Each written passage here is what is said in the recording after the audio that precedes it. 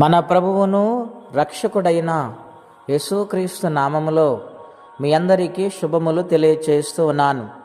ప్రియులారా, దేవుని వాక్యమును ధ్యానిందాము. ద్వితీయోపదేశ కాండము 4వ అధ్యాయము 31వ వచనం.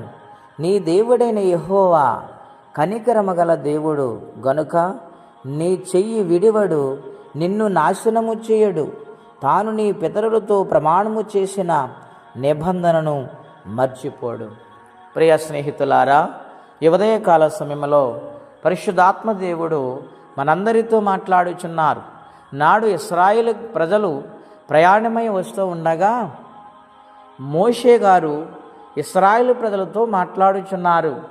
మీరు బహు జాగ్రత్త కలిగి పూర్ణ హృదయముతో, పూర్ణాత్మతో, పూర్ణ బలముతో ఆయనను ఆరాధించువారిగా ఉంటే, ఆయనను గణపరిచేవారిగా ఉంటే, ఏ యొక్క అవిధేయతను, ఏ యొక్క పాపమును, ఏ యొక్క దేవునికి ఇష్టము లేని కార్యమును చేయకుండా యథార్థ హృదయము ఆరాధిస్తే ఆయన నిశ్చయముగా నీ చెయ్యి విడివడు, నిన్ను ఎన్నడూ ఆయన ఎడబాయడు అని ఇశ్రాయేలు ప్రజలతో మాట్లాడుతూ ఉన్నారు. ప్రియులారా, ఈ ఉదయకాల సమయంలో ఆ దేవుడే, ఆ సర్వ సృష్టికర్త అయిన తండ్రి, మనందరి కోసం భూలోకానికి వచ్చి ప్రాణం పెట్టిన మహనీయుడు, సదాకాలం నేను నీతో ఉంటాను, నిన్ను విడిచిపెట్టనని వాగ్దానము చేస్తూ ఉన్నాడు.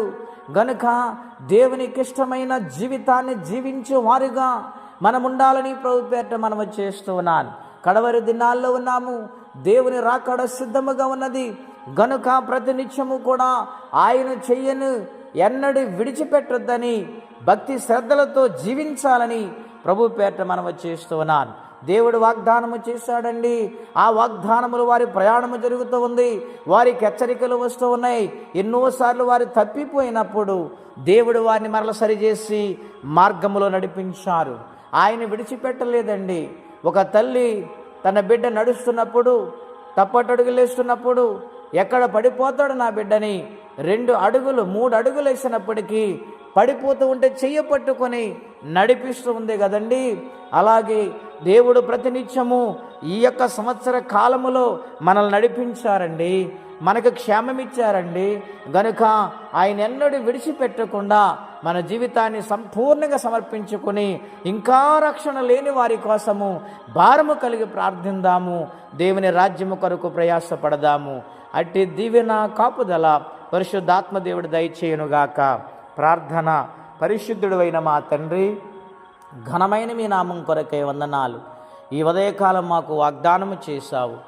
నువ్వు ఎన్నడూ విడిచిపెట్టవు, ఎడబాయిన దేవుడు మాకున్నావు. ఇమ్మానుయేలు దేవుడా, తోడయున్న దేవుడా, నీ పాదాలకు వందనాలు.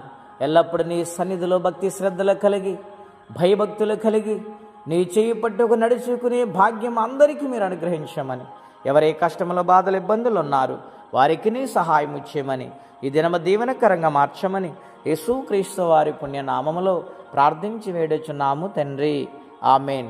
దేవుడి నిండారుగా మనలందరినీ దీవించునుగాక. ఆమెన్.